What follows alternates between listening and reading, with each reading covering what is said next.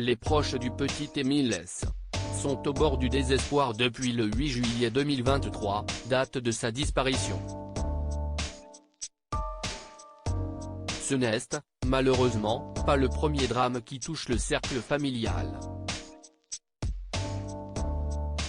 Le petit Émile S., qui s'est échappé du jardin de ses grands-parents le 8 juillet dernier, est toujours porté disparu. Le temps passe et l'espoir de le retrouver un jour s'amenuise. Mais l'enquête suit son cours. Pour assurer le bon déroulement des différentes recherches, François Balic, le maire du Haut-Vernay, a annoncé le 2 août 2023 que l'arrêté visant à interdire la circulation des personnes dans le hameau a été reconduit jusqu'au samedi 5 août inclus. Cet arrêté avait déjà été prolongé à la mi-juillet dernier, pour une durée de 15 jours. Le sort semble s'acharner sur la famille d'Émile. Le garçon de 2 ans et demi a disparu au Haut-Vernay, lieu de villégiature estivale de ses grands-parents maternels. Quelques années auparavant, s'y à 12 km de là, dans le hameau du Boulard, sur la commune de Beaujeu, à 1200 mètres d'altitude en Alpes de Haute-Provence, que la famille passait ses étés.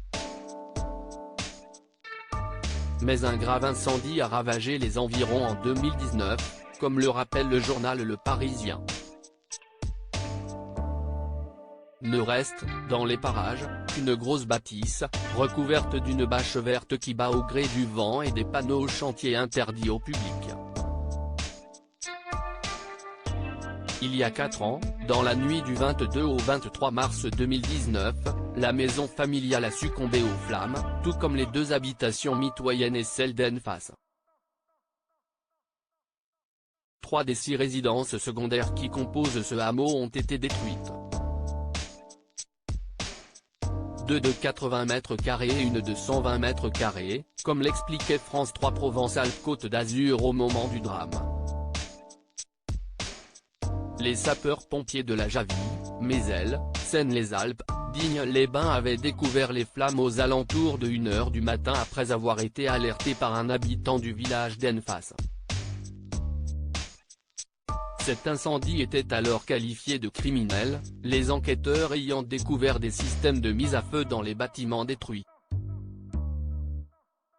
Le motif de cet acte est toujours inconnu mais pourrait bien avoir des origines politiques. Comme le rappelle la dépêche, l'arrière-grand-mère d'Émile, propriétaire, aurait installé au Boulard, dans les années 1960, un petit hameau de jeunes aux idées plutôt marquées très à droite.